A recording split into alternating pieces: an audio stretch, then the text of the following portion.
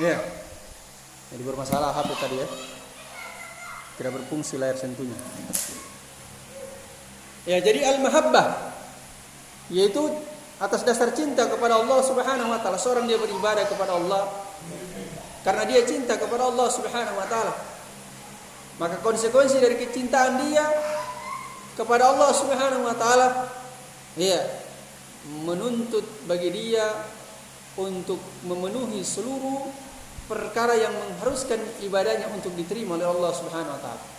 Itu dia berusaha untuk memenuhi dua syarat dan berusaha untuk memenuhi tiga rukun tersebut.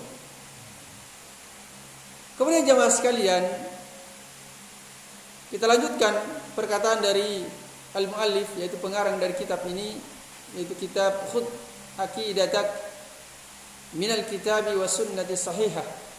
Ambillah akidamu dari Al-Quran dan sunnah yang sahih. Kemudian dia mengatakan hal na'budullaha khaufan wa tama'a. Apakah kita beribadah kepada Allah Subhanahu wa taala itu ya dalam kondisi takut dan berharap kepada Allah Subhanahu wa taala? Ya. Maka beliau menjawab, "Na'am." Benar. Ya. Ya, na'buduhu kadzalik. Kita beribadah kepada Allah harus demikian. Itu didasari dengan rasa takut dan berharap kepada Allah Subhanahu wa taala. Kemudian di sini beliau menyebutkan dalilnya. Ya. Menyebutkan dalilnya, kata beliau, qala Allah Ta'ala. Allah Subhanahu wa taala berfirman, yasiful mu'minina. Ketika Allah mensifati kaum mukminin, ya, yad'una rabbahum khaufan wa tama'a. Itu orang-orang beriman, yaitu mereka beribadah kepada Rabb mereka, kepada Allah Subhanahu wa taala dalam keadaan khaufan wa tama'a. Itu dalam keadaan didasari dengan rasa takut dan berharap kepada Allah Subhanahu wa taala. Ya, ayat ini terdapat dalam surah As-Sajdah. Ya. Terdapat dalam surah As-Sajdah. Allah sifati orang-orang beriman yang mana mereka beribadah dengan penuh rasa takut dan berharap kepada Allah Subhanahu wa taala. Jadi berharap atau rasa takut dan berharap kepada Allah Subhanahu wa taala itu adalah merupakan sifat ibadahnya kaum mukminin. Iya. Merupakan ciri khas dari kaum mukminin ketika mereka beribadah kepada Allah, maka mereka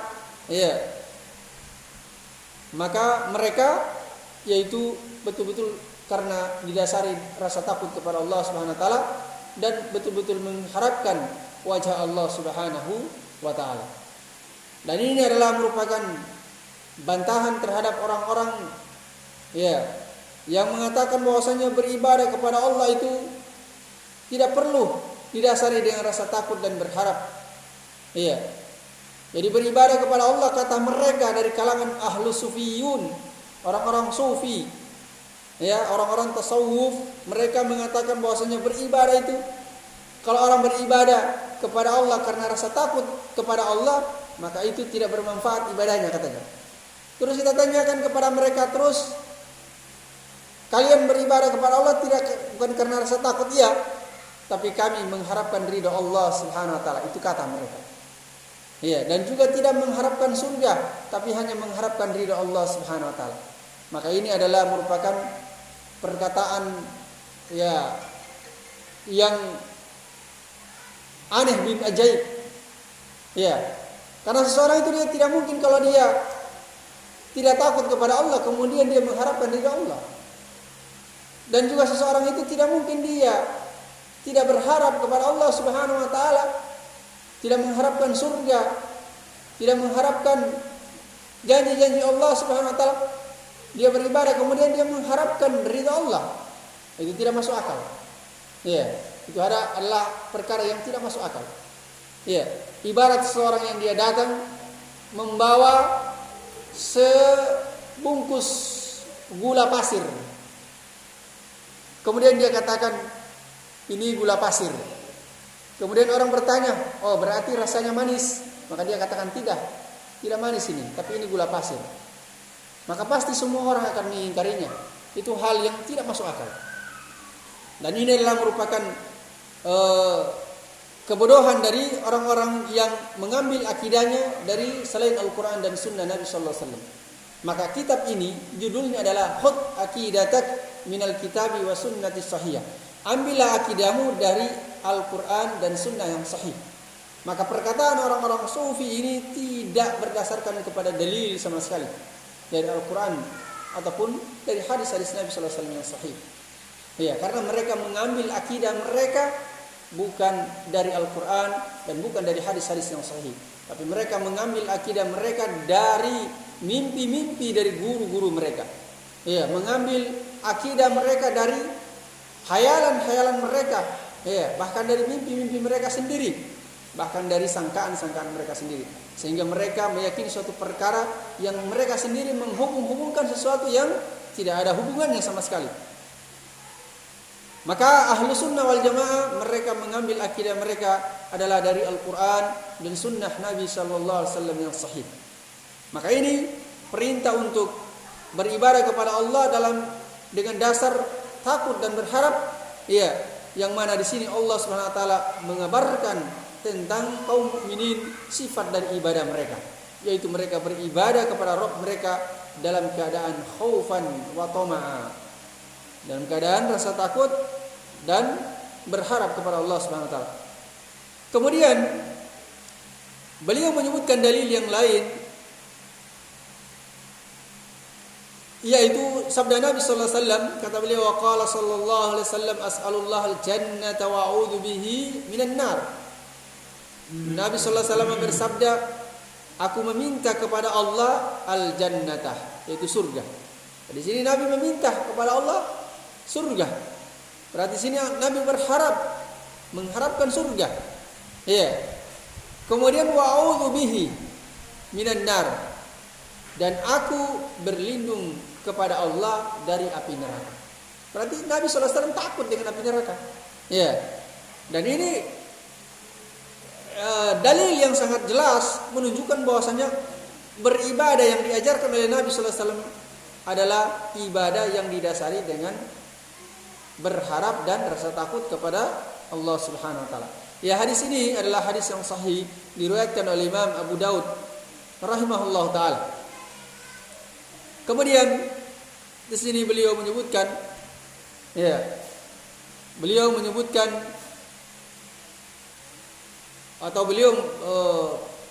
menyebutkan pertanyaan. Kata beliau, ma huwal ihsanu fil ibadati? Apa itu al-ihsan dalam ibadah? Ya. Apa itu ihsan? Seorang itu dikatakan dia ihsan di dalam beribadah kepada Allah Subhanahu wa taala. Kata beliau, al-ihsan huwa muraqabatullahi ta'ala fil ibadati. Itu al-ihsan itu adalah yaitu merasa diawasi oleh Allah Subhanahu wa taala. Merasa diawasi oleh Allah Subhanahu wa taala dalam beribadah. Jadi ketika dia beribadah, dia merasa tahu betul bahwasanya dia sedang diawasi oleh Allah. Iya. Ini adalah al-ihsan. Apa dalilnya? Ya. Dalilnya kata beliau, qala Allah taala, Allah Subhanahu wa taala berfirman, alladzi yaraka hina taqum wa taqallubaka fis sajidin. Ya. Yaitu Allah Subhanahu wa taala yang Maha melihat engkau ketika engkau berdiri dan engkau dan bolak-baliknya engkau di dalam sujud. Ya. Maksudnya di sini Allah yang Maha melihat. Ya, ketika seorang hamba itu dia berdiri, ruku dan sujudnya dia adalah Allah Maha melihat, menunjukkan bahwasanya Allah Subhanahu wa taala itu adalah senantiasa mengawasi hambanya, melihat segala sesuatu apa yang dia lakukan. Ya, maka seorang dia beribadah kepada Allah, dia dalam kondisi dia meyakini dan mengimani bahwasanya Allah mengawasi dia. Maka ini adalah merupakan al-ihsan. Inilah ihsan di dalam ibadah kepada Allah Subhanahu wa taala. Kemudian dalil yang lain, ya, dalam hadis yang diriwayatkan oleh Imam Muslim dari sahabiyun jalil Amirul Mukminin Umar bin Khattab radhiyallahu taala anhu. Hadisnya panjang, ya. Hadisnya adalah hadis yang sangat panjang. Namun ini disebutkan adalah potongan hadisnya, yaitu ketika malaikat Jibril bertanya kepada Nabi sallallahu alaihi wasallam, ya, akhbirni 'anil ihsan. Kabarkanlah kepadaku tentang ihsan. Maka Nabi sallallahu alaihi wasallam bersabda, al-ihsanu an ta'budallaha ka'annaka tarahu. Jadi ihsan itu adalah engkau beribadah kepada Allah seolah-olah engkau melihat Allah Subhanahu wa taala. Berarti betul-betul dia merasa diawasi oleh Allah Subhanahu wa taala dari ibadahnya. Fa in lam takun tarahu fa innahu yaraka. Maka jika engkau tidak mampu melihat Allah, maka bahwasanya ya Allah melihatmu. Ya. Dan memang Allah Subhanahu wa taala itu tidak akan bisa dilihat di dunia. Ya. Tidak akan bisa dilihat di dunia. Allah Subhanahu wa taala tidak akan pernah bisa dilihat di dunia. Tapi Allah Subhanahu wa taala ya akan dilihat di akhirat nanti bagi orang-orang yang beriman. Dan melihat Allah adalah merupakan nikmat yang sangat besar, nikmat yang tertinggi yang didapatkan oleh kaum mukminin. Ya, Nabi sallallahu alaihi wasallam sebutkan di dalam hadis yang sahih, Nabi mengatakan innakum satarawna rabbakum kama tarawna hadzal qamar la tudammuna fi ru'yatihi la tudammuna fi ru'yatihi. Sesungguhnya kalian akan melihat Rabb kalian di hari kiamat nanti, ya. Innakum satarawna rabbakum yaumal qiyamati. Tadi lupa lafaz yaumal qiyamati tadi, ya. Jadi sesungguhnya Rabb kalian akan melihat Rabb kalian di hari kiamat nanti sebagaimana kalian melihat bulan purnama. Bulan purnama ini. Iya. Orang melihat bulan purnama itu sangat leluasa dia melihatnya. Tidak ada yang menghalangi satupun dua. Dari seluruh manusia di muka bumi ketika dia melihat bulan purnama, tidak ada yang menghalangi dia. Iya. Bebas dengan sebebas-bebasnya. Jadi ibarat seperti itulah kaum mukminin ketika dia melihat Allah Subhanahu wa taala di hari kiamat nanti. Iya. La tudammuna fi ru'yatihi. Kalian tidak saling berdesak-desakan. Iya. Tidak saling berdesak-desakan melihat Allah Subhanahu wa taala. Maka orang yang mengharapkan perjumpaan dengan Allah dan melihat Allah Subhanahu wa taala di hari kiamat nanti seperti apa yang dijanjikan oleh Nabi sallallahu alaihi wasallam dalam hadis yang mulia ini, maka pensyaratan yang harus dia penuhi adalah dia melakukan amalan soleh dan tidak melakukan kesyirikan. Jadi disebutkan dalam surah Al-Kahfi di ayat yang terakhir Allah Subhanahu wa taala berfirman, "Faman kana yarju liqa'a rabbih falyamal 'amalan shalihan wa la yusyrik bi ibadati rabbih ahada." Barang siapa yang mengharapkan perjumpaan dengan Allah, maka hendaklah dia melakukan amalan saleh. Wa la yusyrik bi ibadati rabbih ahada. Dan dia tidaklah melakukan kesyirikan kepada Allah dengan sesuatu apapun juga, ya, dalam beribadah kepada Allah Subhanahu wa taala. Jadi itu adalah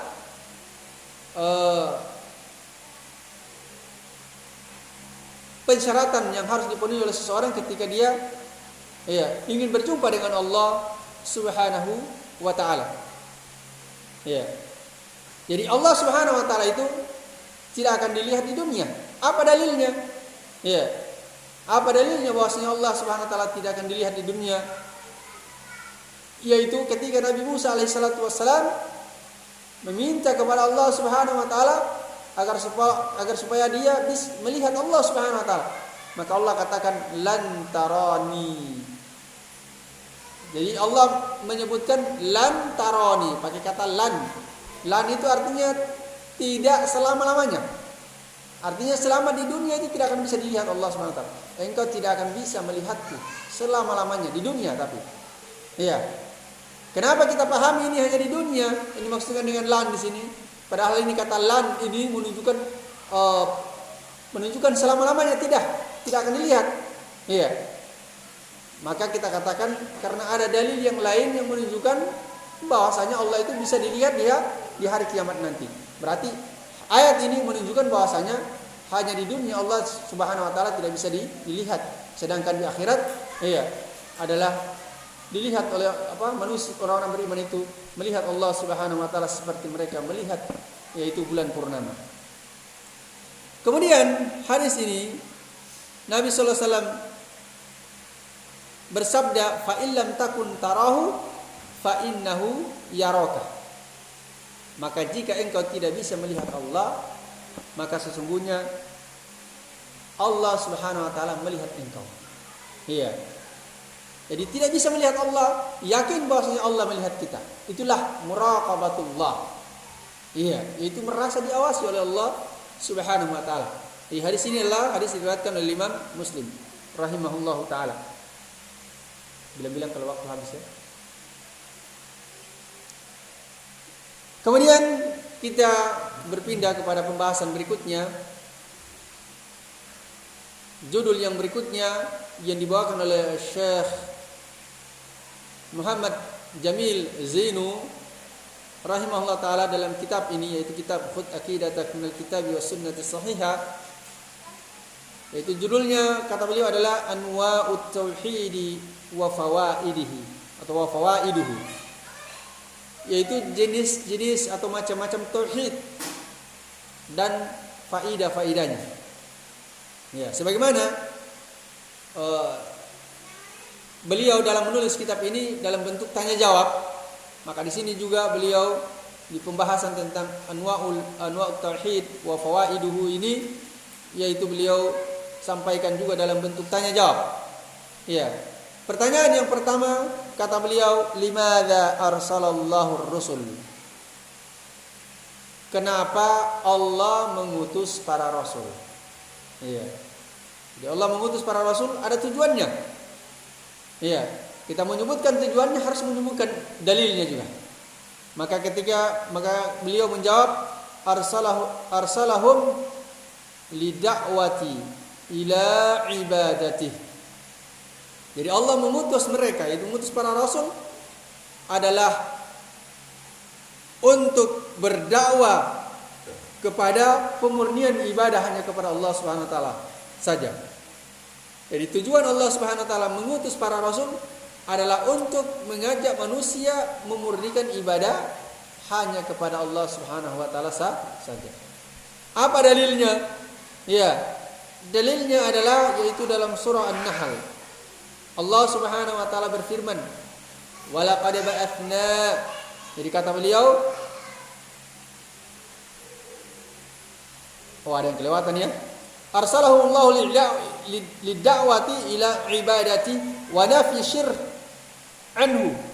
Ya. Yaitu Allah mengutus para rasul untuk berdakwah, mengajak manusia untuk beribadah kepadanya dan menolak kesyirikan. Menolak kesyirikan, melawan kesyirikan. Qala Allah Ta'ala, Allah berfirman, "Wa laqad ba'atsna fi kulli ummatin rasula an i'budullaha wajtanibut taghut." Dan sungguh walaqad, dan sungguh kami telah mengutus pada setiap umat seorang rasul. Jadi pada setiap umat itu Allah utus seorang rasul. Kata beliau, kata Allah Subhanahu wa taala, "Ani'budullaha." Jadi tugas mereka para rasul itu adalah ani'budullaha wajtanibut taghut. Ya, yaitu agar supaya umat tersebut yang rasul diutus kepada mereka itu mereka beribadah hanya kepada Allah Subhanahu wa taala saja dan menjauhi at-taghut. Apa itu taghut? Ya. Taghut disebutkan oleh Syekh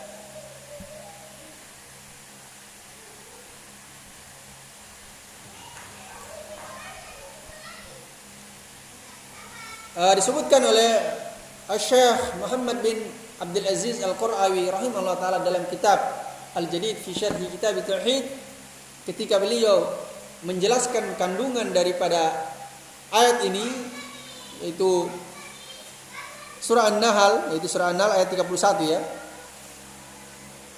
Walaqad ba'atsna fi kulli ummatin rasulan an ibudullaha wa yajtanibut taghut. Kata beliau at-taghut, ya, dan ini adalah merupakan perkataannya Ibnu Qayyim yang beliau nukil, tapi di sini beliau tidak sebutkan bahwasanya at-taghut itu adalah huwa kullu ma tajawaza bihil abdu. Ya, kullu ma tajawaza bihil abdu haddahu. Yaitu taghut adalah setiap sesuatu yang mana dengan sesuatu tersebut seorang hamba dia melampaui batasan-batasan Allah. Jadi ada sesuatu, karena sesuatu tersebut seorang hamba dia melampaui batasan Allah, maka sesuatu itu adalah taghut. Ya, itu mananya taghut. Dia lewat, dia langgar batas-batas Allah karena sesuatu tersebut, maka sesuatu itu adalah merupakan taghut. Min ma'budin, apakah dia sembah? Iya. Au matbu'in, atau karena dia ikuti? Iya. Au muta'in fi ghairi ta'atillahi subhanahu wa ta'ala wa rasulih, atau dia mentaatinya dalam selain ketaatan kepada Allah dan Rasulnya. Ini namanya taghut. Kemudian at-taghut, wat-tawaghitu katsirun, kata beliau. Dan taghut itu banyak sekali. Ya, jadi taghut itu banyak. Wa ru'usuhum khamsah. Dan pemimpin dari taghut itu ada 5. Yang pertama adalah iblisu la'natullahi alaih. Ya, la'anahullahu. Iblis yang dilaknati oleh Allah Subhanahu wa taala. Kemudian yang kedua adalah wa man ghayyara ahkamallahi Subhanahu wa taala. Jadi yang kedua adalah orang yang merubah-rubah hukum Allah. Ini taghut. Halal dia katakan haram. Tidak ada nih? Belum. Ya? Oh, sudah ada. Ya? Oh iya, mungkin kita cukup sampai sini ya. Nanti sholat. Ya? Tidak apa-apa kan? Tanya jawab. Terserah kita nih. Nanti terlambat azannya. Lagi, tidak apa-apa. Bisa sih, kalau ada yang mau bertanya. Ya. Tidak apa-apa nih, karena sudah tidak dilanjutkan lagi, tinggal pertanyaan saja karena sudah habis waktu.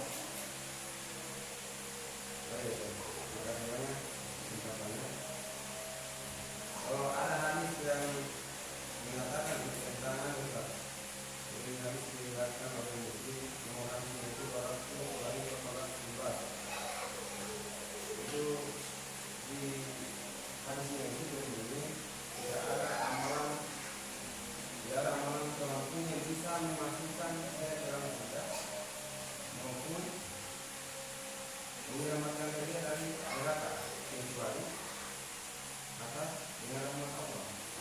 Maknanya ayat ini Ustaz. Iya, jadi tidak ada satupun amalan yang bisa menyelamatkan dari api neraka dan masukkannya ke dalam surga. Ya, kecuali atas rahmat Allah. Nah, hadis ini adalah merupakan hadis yang sahih. Ya. Hadis ini adalah hadis yang sahih. Iya. Dan memang seseorang itu dia masuk ke dalam surga sesuai dengan konteks hadis adalah karena rahmat Allah Subhanahu wa taala, bukan karena amalan. Iya. Cuma seseorang itu dia diperintahkan untuk beramal agar supaya dia dirahmati oleh Allah Subhanahu wa taala, sehingga dia dengan rahmat Allah dia masuk surga. Iya. Dengan rahmat Allah Subhanahu wa taala dia masuk surga. Karena amalan kita ini berapa banyak pun juga kita lakukan amalan-amalan soleh. Iya. Itu bisa diterima oleh Allah Subhanahu wa taala kalau Allah merahmati kita. Iya. Jadi kita ini Allah berikan kemampuan untuk beribadah, beramal soleh dan seterusnya. Itu karena rahmat Allah Subhanahu wa taala. Dan kita tidak boleh menganggap bahwasanya amalan-amalan kita itu sudah pasti diterima. Iya, karena kita tahu amalan kita ini diterima atau tidak, dosa-dosa kita diampuni atau tidak. Iya. Karena di akhirat nanti baru di situ kita tahu kita merugi atau beruntung. Iya. Cuman perkara-perkara yang menyebabkan amalan itu diterima, itu Allah Subhanahu wa taala sudah kabarkan dalam Al-Qur'an, dalam hadis Nabi sallallahu alaihi wasallam. Maka seseorang yang dia berharap amalannya diterima, dia berusaha untuk menempuh jalan tersebut, untuk mengamalkannya. Iya, dengan terus mengharapkan rahmat Allah Subhanahu wa taala. Nah, itu yang saya ingat sempat saya pelajari dari kandungan dari hadis itu, maknanya secara ringkas. Artinya amalan-amalan kita ini memang tidak bisa memasukkan kita ke dalam surga. Karena banyak hadis-hadis yang lain. Seperti contoh seorang yang dia sudah membunuh, kisah yang disebutkan dalam kitab Sahih Al-Bukhari. Orang yang membunuh 100 jiwa. Iya, dan belum sempat melakukan amalan soleh. Dia mati, bertaubat kepada Allah Subhanahu wa taala, dia masuk surga. Pembunuh 100 jiwa. Ya, kalau masih cerita lagi sini panjang lagi ceritanya, ya. Nah, waktunya sepakat jamaah tidak apa-apa. Ya. Jadi dia membunuh 100 jiwa. Setelah dia membunuh 99 jiwa, maka kemudian dia datang kepada ahli ibadah. Dia bertanya kepada ahli ibadah tersebut, apakah Allah akan mengampuni saya? Maka ahli ibadah mengatakan, tidak. Terlalu banyak dosamu, 99 orang sudah kau bunuh. Maka dia bunuhlah itu ahli ibadah itu, bilang tidak diampuni. Dia bunuh. Ya. Kemudian muncul lagi keinginannya untuk bertobat. Dia cari, maka ditunjukkan dia kepada orang yang berilmu. Iya. Orang yang berilmu, dia tanyakan kepada orang yang berilmu tersebut, maka orang berilmu tersebut mengatakan yang maknanya, siapa yang menghalangi engkau untuk bertaubat kepada Allah Subhanahu wa taala? Ya. Maka kemudian orang yang berilmu tersebut perintahkan dia untuk menuju ke suatu tempat yang mana di sana berkumpul orang-orang soleh. Ya. Dia larang kembali ke kampungnya, karena kampungnya itu banyak orang-orang yang jahat. Kalau dia balik ke sana kan dia kembali nanti berbuat jahat seperti dulu. Maka dia pergi menuju ke tempat yang disebutkan oleh orang berilmu tersebut. Di tengah perjalanan dicabut oleh Allah nyawanya dia. Maka turunlah 2 orang malaikat.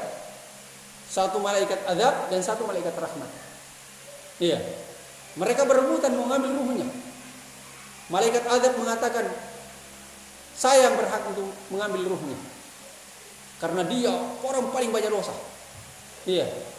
Orang paling banyak bunuh 100 orang dia bunuh ini. Bukan sedikit. Satu saja dibunuh dari orang beriman, itu kata Allah Subhanahu wa taala,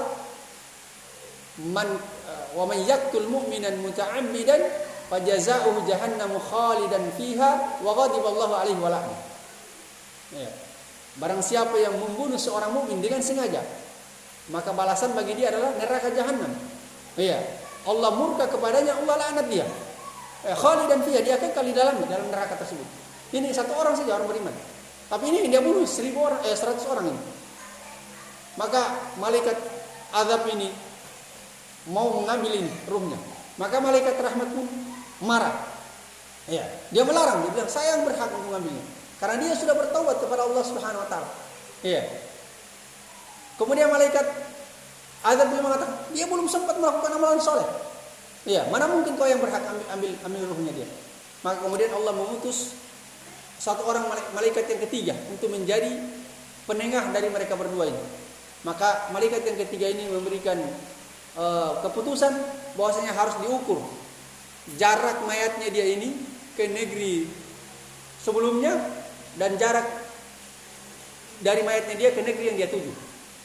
Kalau ternyata mayatnya dia ini lebih dekat kepada negeri yang sebelumnya, berarti yang berhak mengambil ruhnya dia adalah malaikat azab. Iya. Tapi kalau dia lebih dekat ke sana, ke negeri yang dia tuju, maka malaikat rahmat yang berhak mengambil ruhnya dia. Setelah diukur, hanya beda sedikit sekali. Iya. Jasadnya dia lebih dekat kepada negeri yang dia tuju. Mungkin perbedaannya sangat sedikit sekali setelah diukur. Maka kemudian dia dimasukkan oleh Allah Subhanahu wa taala ke dalam surga. Kenapa dia masuk surga ini? Kata para ulama, karena rahmat Allah Subhanahu wa taala. Sekiranya Allah tidak merahmati dia, dosanya begitu banyak, pasti dia masuk neraka. Iya. Tidak bakalan dia masuk surga.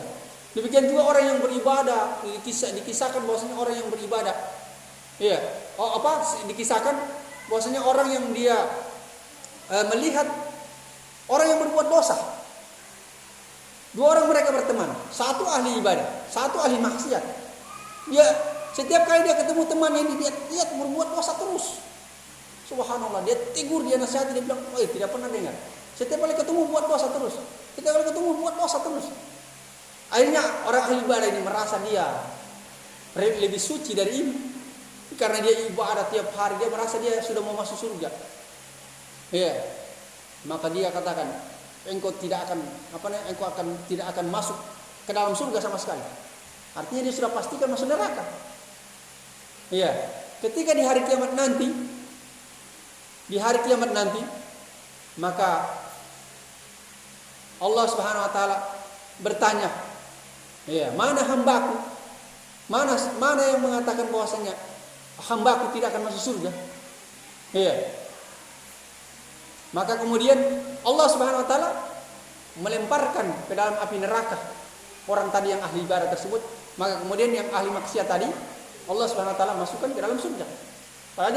Karena dia bertaubat kepada Allah Subhanahu wa taala. Allah masukkan ke dalam surga padahal dia bermaksiat. Iya.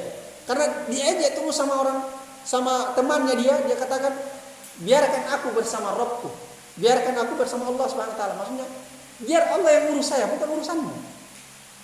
Jangan kau pastikan saya masuk neraka, belum tentu. Iya. Karena orang yang dia berbuat maksiat ini dalam kondisi dia tahu itu maksiat dan dia cuma karena ya itulah namanya hawa nafsu, dia ikuti terus. Tapi dia tahu dia betul-betul terjatuh dalam dosa. Ya, tapi orang yang ibadah ini dia sudah merasa diri dia sudah mau masuk surga. Iya, seolah-olah dia sudah pastikan dia masuk surga. Nah, ini menunjukkan bahwasanya ini merupakan penguat daripada hadis yang kita bacakan tadi. Bahwasanya seorang itu dia masuk surga bukan karena amalan solehnya yang dia lakukan, bukan karena banyak amalannya, tapi karena rahmat Allah Subhanahu wa taala. Iya. Bahkan dikisahkan juga ada seorang pelacur. Orang pelacur dia hanya meminumkan anjing yang kehausan. Iya, anjing yang sudah kehausan sudah mau mati. Dia berikan minum, tidak jadi mati itu anjing. Masuk surga dia dengan amalan itu. Ya, cuma mengisi minum. Amalan yang sangat sedikit sekali. Ya. Karena dia masuk surga, rahmat Allah Subhanahu wa taala. Ya. Dan itu kisah-kisah sahih ya yang saya pernah dapatkan. Jadi, artinya di sini gambaran bagi kita ketika kita tersibukkan dengan amalan soleh, artinya di situ kita tidak boleh merasa diri bahwasanya kita sudah pasti masuk surga. Atau kita merasa diri kita lebih baik daripada orang lain. Iya. Merasa diri kita lebih baik daripada orang lain. Jadi kalau ada kita melihat orang-orang dia lalai dari amalan soleh, dia terjatuh ke dalam kemaksiatan, maka kewajiban kita adalah kita menasihati dia. Kalau dia tidak terima nasihat kita, doakan dia. Iya. Demikian. Tapi kita merasa diri kita lebih baik dari dia, itu akan menghalangi kita dari rahmat Allah Subhanahu wa taala. Iya. Karena tidak ada, hanya Allah yang tahu siapa yang bertakwa. Ya. Wala tuzakku anfusakum wa a'lamu biman ittaqa. Dan janganlah kalian merasa diri kalian sudah suci, hanya Allah lah yang Maha mengetahui siapa yang paling bertakwa. Dan Nabi mengatakan at-taqwa hahuna, takwa itu ada di dalam hati. Beliau menunjuk 3 kali, wa yushiru 3 marrat. Ya, mungkin ini dia karena sudah habis waktu ya. Ya, nanti kita hampir sini nanti.